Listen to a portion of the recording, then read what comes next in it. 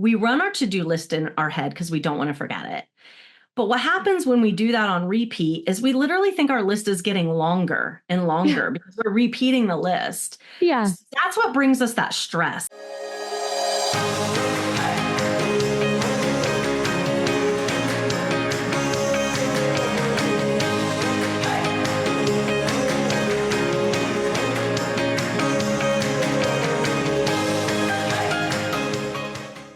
Hey, everyone. Welcome back to the podcast. So happy you're here with us today. We have an incredible guest joining us. We just had a nice little catch up before I clicked the record button. Welcome to the podcast, Natasha Corrigan, the owner, CEO, founder, all the things of Tula XII. So happy you are here. Hello. Thank you for having me. I'm so excited for this conversation because I know we are so in alignment about how things are shaken in the direct sales industry these days. And I'm excited to share your story with our audience. So let's just dive into that. Let's go ahead and get started. Okay. Why don't you tell us a little bit about your journey into direct sales and how you started Tula XII?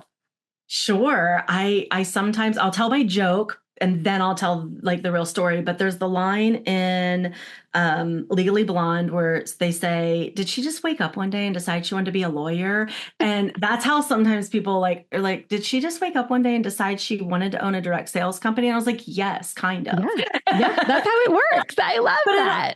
But in reality, there's always like 40 steps before that, right? Of course, of course. But so I've worked in printing since I was 17. My family has owned the company since I was born. And I really was like in the search for a perfect planner with other businesses I was doing different things. I was like, I need to write everything down. And I went on to actually sell my planners under a different name. I was a different company. I was that company for years and years and years. And I was like, oh, you know what? I did printing for another set of women that owned a direct sales company. And I just kind of went to them and was like, hey, I want to do this. And they were like, it's such a great industry. And I was like, I really just want to share not only my love of planning with more people if I can, but the financial opportunity for others spoke to me. I felt like I was just kind of like doing all the things. And I was like, oh, I can share this. So I did. I just kind of changed at that point. And I was like, I want to do direct sales. And I changed. And here we are. Like, I think we've been doing this for like 6 years.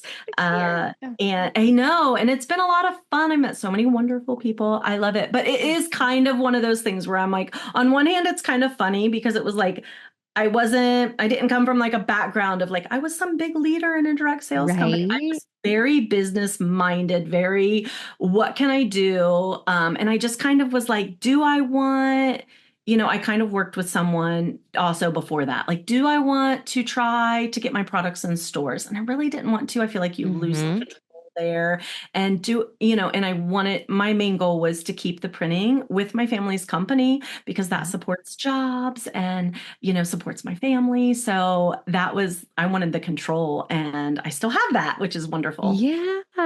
Oh my gosh, that's super cool. I love that. And I mean, I love that it stays in the family, but then you also have this much broader impact of all of your brand ambassadors that are out there and sharing your products and creating financial security for their family as well. So tell us a little bit about the name Tula. I'm curious, Tula XII, and it's spelled with like the Roman numerals, right? The X11. So I'm always like, oh wait, like how do we pronounce that? So I'm glad we talked about that first. So tell us the story and the inspiration behind the name. So we all struggle like with balance, right? In life, with work, kids, appointments, all of that. And I'm a boy mom and I was like, okay, I want this to be really girly, really fun. And so I Googled what is a girl's name that means balance? And that's where Tula came up. Okay. I had no idea. Love that. And then the 12 worked in two ways. And I get really nerded out, excited over the one way. But I was like, oh, 12. And I don't know why I made it XII. That's one of the decisions that's really weird because literally even there's times I go Tula XII, which is not it at all. But it's Tula 12, but like, or if we just stamp the XII. But anyway, I'll get on point, Uh-huh. which is the XII part of the logo, the 12 Roman numeral. Now it's 12 weeks for a year. I get that. We plan that way now, or we're Right. goal set that way. But we always were like, we balance 12 months a year. The nerd Uh-huh. part of me that got excited is the numbers of my old company, because my old company was a number added up to 12. So it was Oh. one of those like moments where I was like, this is perfect. Yes. Oh my I gosh. got Meant so to be. excited. So Yes. fun. I love that. So cool. And I love that we're keeping some Roman numerals alive because I'm always like, Super Bowl is Roman. Like, there's certain things my kids are always like, what number is that? And I'm like, give me a minute. Yes. So fun. Okay, so you chose direct sales. That was a really intentional choice that you made when you got this business started. And I love that so much. And over the 6 years that you've been in business, right? Like things have changed a lot. I mean, even in the last year, the last couple of months, the last couple of weeks, we're seeing so many changes. So I would love to hear from your perspective, what are some of those trends that we're seeing? How are we navigating them? Because it's a little crazy out there. Okay, so I did make myself a couple bullet points with a Yeah. couple changes I've seen and kind of how we've navigated them. We'll see how these go. Okay, perfect. Yeah, So let's I dive have in. noticed. So of course we started almost right before COVID, Uh-huh. so since then it has been a whirlwind for us for sure. But what I've noticed is one thing really big is people want to be part of more than one company. Not only do Yeah. they want to be a part of more than one company, but they want to share in the same space. People don't want four profiles to show who they are. And we encourage that. And now we can't tell what the other companies are allowing you to do, but we encourage one space because we don't want you exhausted for people to know, like, and trust you. It's about you. Mhm. So there is a unique opportunity to share multiple products and be successful. Again, speaking only on my own behalf, you're selling one thing, but you need to write your business plans down and your follow up. You have a picture right there of two things at once, how I'm organizing one business and selling that business and doing the other business. So it's just kind of they can work hand in hand. So that's something that I've noticed a lot. I mean, I think it's always been a thing, but I'm noticing more and more people kind of like Mhm. pushing back on it. Like, no, we don't. Yeah. It's exhausting to be everywhere. It There's really is. too many platforms as is just to show up as yourself, let Yes. alone Yes. having separate spaces for each product. So I love that. I love that Yeah. approach. So that one for me is a big one that I'm always like, Yeah. I'm just do you. Uh-huh. Uh-huh. Uh, Parties not being as relevant. And I will say that Mhm. I do know you talk about this, so I'm on board with that. Yeah. So while people are on social media, they don't want to sit in a party and be sold to. I still Mhm. feel like social media is very relevant, but there is a shift in some of the way we use it. So some of it, how we say is like, we've told them, do a workshop instead of a party, Mhm. and I know sometimes it's just a change of words, but also if you're teaching somebody something. So you want to learn how to meal plan, you don't even have to sit in something for 20 minutes. It's like, just stop in. Because it's a really short, how to meal plan, but I can almost guarantee you one of our girls is, if they're not already doing a workshop on it, they're willing to, like, Yeah. because that's something we all struggle with. So to pick a topic that somebody struggles with, teach them, do a workshop instead of just lasting products, which is, Yep. again, Yep. I think work long can be gone are great. the days that we go to a party and just I sit know. there and everyone tells you about what you should buy. I think we just don't Yes, shop that way anymore, which is correct. super interesting. I mean, even for me, I'm like, yeah, like 5 years ago, I totally did that. And today I'm like, a party, can you just send me the link? And I'll just like go there. Right. So I love the educational, high value. How do you over deliver and building that into your approach? And so if it's a party, that's fine, but we'll call it something else. Yes, yes, yes. And make it painless, right? You're doing a workshop Yeah. on meal planning. Show them A, B, C. A, they need this. B, to Yep. enhance it. It's not a time to spew 500 things. Like, Yep. just concentrate on those things, because then our natural minds, when we go to shop and we're adding one thing to the cart, then we're kind of looking at other things. Yeah. So I it's love like, that too. how do Really you get targeted. them there? How do you? Mm-hmm. So that's one. I also, another one I had was, more people seem to be more casually selling than it being a full business commitment. They want and on this, it's going to kind of be a double thing, but like wanting the quicker, easier, done for them ways to share a product, right? So we work on providing templates, providing graphics.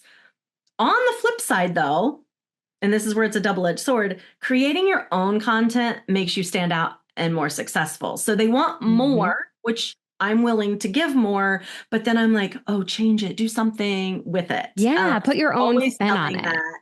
Yes. So, and that again goes with the simplifying. And so I listened and thought about this, but the changing of a comp plan to simplify it does Mhm. seem to be just changing it to an affiliate model. And the reason I say that is because it seems to be the only way to really simplify it is to kind of get rid of all the bonuses, but then people rely on those bonuses. So Yeah.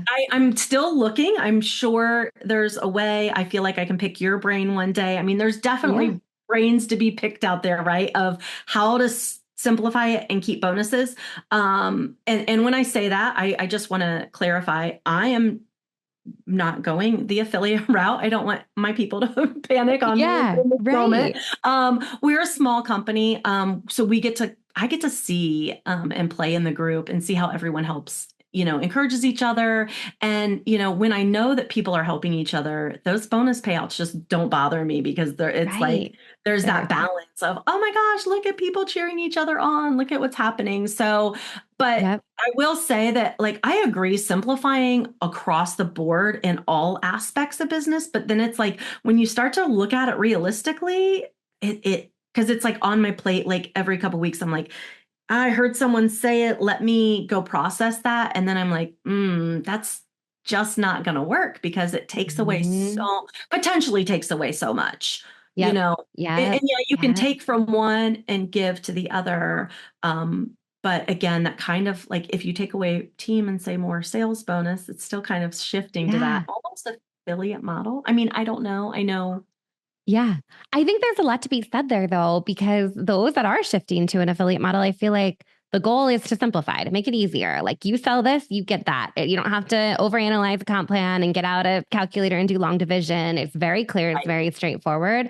But I also hear what you're saying, and it's important to kind of stay to the model and reward those team leaders that are working hard and training their team and supporting their team. So I think there's a happy balance somewhere in there, but I think like all CEOs right now, you're in that spot of like, how do I make this really work for the field, work, make sure the company is profitable and keeps the doors open and is really attractive to that new person that's considering the opportunity. So it's easy and it's straightforward. So yeah, it's a big question. A whole That's separate like podcast on that one. right. I was like, that's a longer than like our podcast for sure. So I just Yes, yes. brushed on it. And then I know a topic was changes, and I'm certainly not here to know or presume what's happening in anybody else's business. What I do know for me is it is why I'm saying there's certain things I don't want to change or am not going to. We started Mhm. as and remain a debt-free company, and that gives me flexibility in a way that I can pivot with certain things. Mhm. So there's times where obviously I'm staying the course, but there's certain things we can do. Or, you know what? We can test this product. And, and then sometimes it's like, hey, we're going to drop this in the warehouse sale. And I'm really honest. I'm like, that product wasn't so hot. We're Yeah. going to drop it. Listen, y'all are getting a heck of a deal, but as soon as I get my money back out of it, again, remaining because that whole free thing, then we can put that money to something else. And so Yeah. I kind of present that to them sometimes too, in that way, where it's like, that's what's happening with that. Yeah, it wasn't super successful. You get it. Some of our, deals that we throw out sometimes, it's like, we, you know what, we did buy too much, but let's Yeah. put that money somewhere else. So But I love that you're being transparent and sharing that part of the process with your sales field because I think oftentimes it isn't shared. And then people are like, I don't get it. Like, what? Why is that on sale now? Or what's happening there? But the reality is, you're running a business just like the sales field is running their businesses as well. And there's going to be times that you have too much inventory. There's going to be times that you don't have enough. So I love that that's part of how you're showing up as the boss to be like, all right, this is what's working, this is what's not working. yeah, yeah, yeah.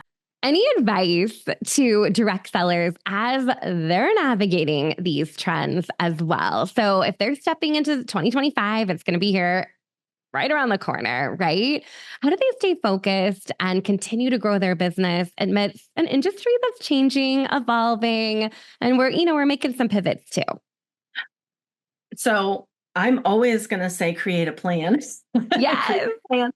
I'm Be, a planner girl, so let's go there. be consistent. Consistency is hard.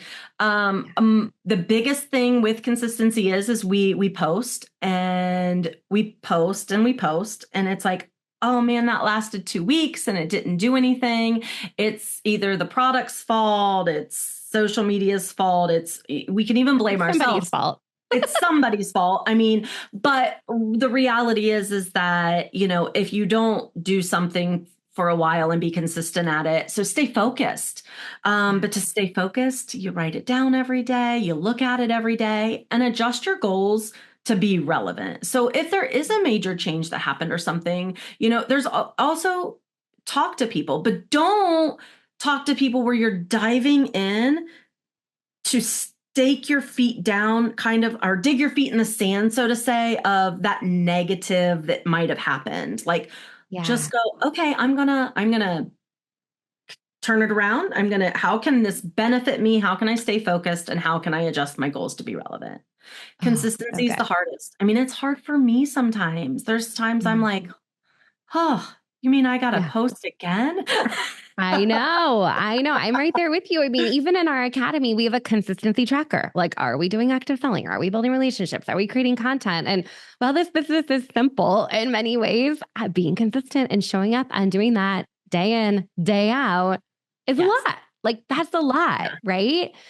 So, talk a little bit about the planning process, because I love that this episode is dropping in December when planning is on the mind. And so many of us are living in this digital age, right? Where we're attached to our phones and everything's right there for us. And so, tell us why keeper planning is still relevant, still important. I got my Tula 12 planner right here. I'm so excited for it. But talk about that planning process, knowing that it's important for your business, important for your life, but also goes hands in hand with obviously the amazing products that you have to offer. Okay, so writing things down, first and foremost, clears your mind, makes tasks feel more manageable.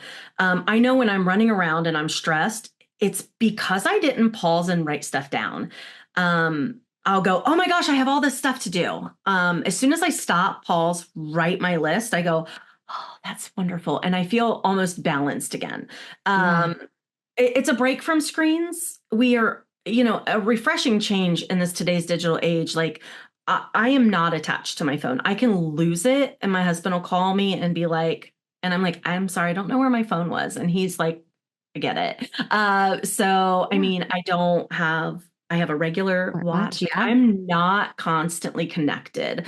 That just allows me to focus and get things done. Then there's no notifications. So again, I'm not going to give anyone a hard time for using their digital planner, but for me, paper is it is the writing down. It's the break from screens. It's also sometimes the digital. We right click delete. Oh my gosh, what did I just delete? And when it's on paper, I mean, you'd have to intentionally take eraser. There's mindfulness. Oops, technology is down today. That happens. It does happen. And it's not just social media. It's things literally just all of a sudden crash and you can't access anything. And I know it happened a couple weeks ago and people were freaking out, and it didn't affect my day one bit. I just all I had to do was jump and shift a little bit. I couldn't do certain things because they needed, the internet and different things. But I was like, we're just going to shift to this list of things to do. And get back on it tomorrow. Also, you get sidetracked a lot on your phone. So anytime I touch my phone, it's like somebody will ask me, oh, what's this or that? And I'll go to look it up. And I'm like, oh, what am I looking up again? Because I just responded to 5 posts and 3 messages, and I wasn't even supposed to be in that program. Yeah, So I think right. we just It's the naturally spiral, the do scroll that, hole. right? So my weekly habit is to make a plan. My Uh-huh. daily habit is to check my plan. Another joyful thing about paper is you can cross them off. You can Oh, cross them off so with a much cute little check. satisfaction. Yeah, you can check it off with a cute little check mark, or you can be like me and just draw lines through it. It's fantastic. It's very therapeutic for me. So you also have to know you won't get everything done on your list. If you moved Mhm. the same item on your list for the past 6 weeks, are you going to really do it? Or could you Yeah. just go ahead and toss it? We let it go. Mhm. I do have a method. If I rewrite it 3 weeks, then it goes into a section in the back of my planner. And if I ever go, oh, I just really need something to do, I'll go look. And 9 times out of 10, none of those notes are relative, nor did it affect my business or my life that they didn't get done. Um, Another thing I want to say is about to-do lists. And I Mhm. kind of mentioned it a second ago, but what happens with us is we run our to-do list in our head because we don't want to forget it. But what happens when we do that on repeat is we literally think our list is getting longer and Yeah. longer because we're repeating the list. Yeah. So that's what brings us that stress. It's a nonstop list. You're not going to forget it. But as soon as you stop and write it down, you're like, oh, I only had 7 things to do, not 27 things to do. So, Yeah. people run around going, I'm so busy. I'm so stressed. I'm so busy. I'm so stressed. And I'm like, okay. And I appreciate that. But my first request is for you to write it down, Right. take a deep breath, and then look at your list, and Yeah. what needs done now, what needs done today versus what can be done tomorrow. I mean, I'm not one of those people that pushes anything off to tomorrow that doesn't have to be, but, Yeah. the plan, looking at the plan. And then my last tip on it really is boundaries. A lot of people Mhm. teach this by saying, say no. And people are like, a sentence is no. And I love that. It works in my brain. It works in a lot of our brains, but for the people who are uncomfortable with it, because some people are, Right. they struggle with that. I just say pick something, one thing, and make that a boundary. So my first one was a while ago. I quit doing my lives with my people at night. I was like, we're Mhm. going to do this during the day because my family is important and I have other things that I work on at night. And it also kind of aligned with some health things I had going on. And I was like, that's a boundary. Yep. You might have been from the beginning. And again, this is coming from my standpoint, not necessarily a consultant's standpoint, but messages. I still think it holds true, though. You do not have to answer everyone in 5 seconds. They are not going to not be your customer because you don't respond in 2 minutes. But I know that, so that it's just like pick something that you can go, what stresses me out? What takes away from what I'm trying to accomplish? And then, personally, my boundaries are my family, we have dinner together. There's no phones at dinner. There's nothing, it's Mhm. family dinner time. And then I have my own time. I read, I do whatever, I exercise, and I go to bed on time. Like I remember when I Yeah. first started, everything was like, I have to get it all done today. And then midnight, 1 o'clock in the morning. And I'm like, Uh-huh. and we do sometimes probably have to step back and take those moments where it's like, you know what, I really need to crush it this week and put in late nights for a week. Yeah. But then don't make that your routine. Like go, okay, I'm going to do it I had to do it about 2 weeks ago for 3 days. I was like, I wrote Yep. it down. These 3 days, you are staying up late. You have these specific things to do, but then you're back on your schedule, and it really works. So my quick recap of my planning tips are: write it down, Uh-huh. prioritize, and set boundaries. I love that. There's so many things that you said there that I I'm resonate with. sorry. No, I talked it's too so fast. good. So good because and there was a season in my business that I was working every night, but I was also home with kids during the day. And that was like my work hours. And then that became a habit. And then my kids got bigger and they went to school. And then I found myself working all day and then continuing to work in the evenings. And eventually you're like, wait a minute, that like we got to reevaluate things here. So I think it's important to draw those boundaries. And now I'm like, okay, I try not to take meetings between 8 and 9 a.m. because I've dropped my kids off at school and I just need that hour for myself, whether I'm working out or I'm drinking my coffee or I'm just wrapping my head around my day. Like I block that hour. And then I also try not to do any meetings after they're home from school. And I know that doesn't work for everyone, but for me, my house is a madhouse in the afternoons. I do not want to be on a call with someone while I'm worried that, somebody might be burning my kitchen down because there's 4 kids running around nuts and things are crazy, right? So I think it's so important to have those boundaries and then reevaluate them each season, knowing that sometimes you're going to have to push and stay up late and work a little extra. But to make that a habit is where you that leads to burnout, right? And it's the same thing with the messages, responding to messages within a minute every time you get a message or text messages, same thing. My friends know that I'll like go through all their messages at the end of the day or while I'm eating my lunch, but I'm not just constantly back and forth because I would never get anything done. That's the reality. And that is it. And, and I also step back and go, okay, there are times like when we do have to step into that role or, we're working a full-time job, have kids and trying to do the side thing. Yeah.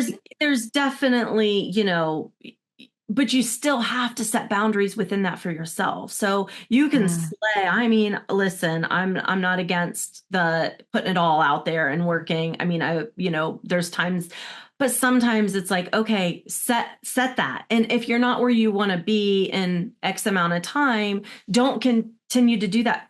Figure out a pivot, figure out a different way.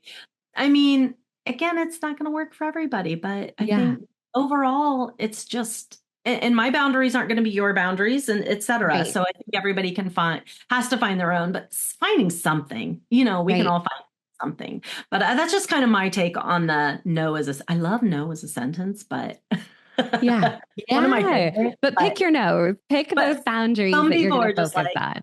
I don't want to say no. And I'm like, I know it's hard. It's hard. Boundary. Well, kind of on those lines then, because obviously you have an incredible planner and teach people around planning. What would you say in terms of time management and prioritizing and setting those hours and setting those boundaries? Is that something that you're doing on a monthly basis, on a weekly basis, on a daily basis? How are you using your planner as a tool to help support some of those habits that you're working towards?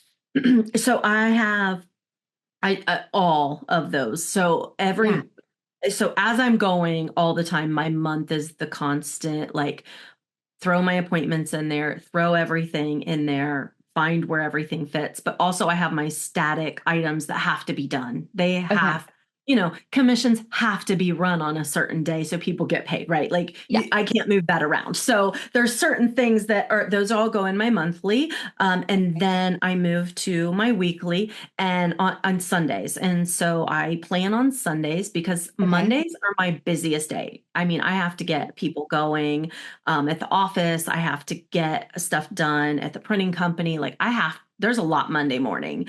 And so I every Sunday, I just sit down. It's kind of my little time. And I take anything from my monthly. And then I also kind of look at my to-do list, my goals, and go, okay, what can I get done this week realistically? And what needs to get done? We have a release coming. I need to get that done. We need, what emails need prepped. And so I throw all those into my weekly. And then every morning I wake up and I have a very, very kind of strict at this point morning routine where as soon as I feed my dogs and I can't eat for like a half an hour after I take my medicine. So I have like this half hour and I just sit there and that's I still haven't even touched my phone. I remember when I used to first thing in the morning. The first thing you grab it. Yeah. It's like, whatever. And I look at my day and I go, okay, what's happening today? And I just and then I reevaluate. So I'm reevaluating, even though I just did it all on Sunday, I'm reevaluating. What am I doing today? Today Mhm. I was nice because I was like, oh, I have 3 appointments this morning. I have my podcast. And I Yep. was like, you know what? I was like, I have time to clean my office. Oh, yeah. And Bonus. I did, that was not planned. It was not in my beginning of my week, but it's something that it's like, I've just dropped some things in here, and and I'm not like to be disorganized because it makes me mindfully disorganized. And so Yep. the past 2 weeks have been just, and I was like, I need to sort through these things, and I found that time. So that was really great. I loved it. I was like, yeah, Yeah. stuff put away. Yeah. So So good. I kind of do it monthly, daily, and or weekly and daily, but Yeah. you know what? It makes you really just mindful of your time, Yeah. mindful of what you want to get done, and mindful that come the end of the night, I'm done. And Mm-hmm. dinner time, take a bath, take a walk, read a Right. book, whatever. Yes. Yes. Oh, I love that. And, I think sometimes, especially when in the direct sales world, we work so much on a month to month fashion, right? And this is fresh in mind for me because I just had a planning call with a lot of our Academy VA members where we plan for the following month. But oftentimes I think that plan doesn't stay front and center. Sometimes we create the plan and we're like, yeah, this is what I'm going to do this month. And then we close that folder and set it to the side.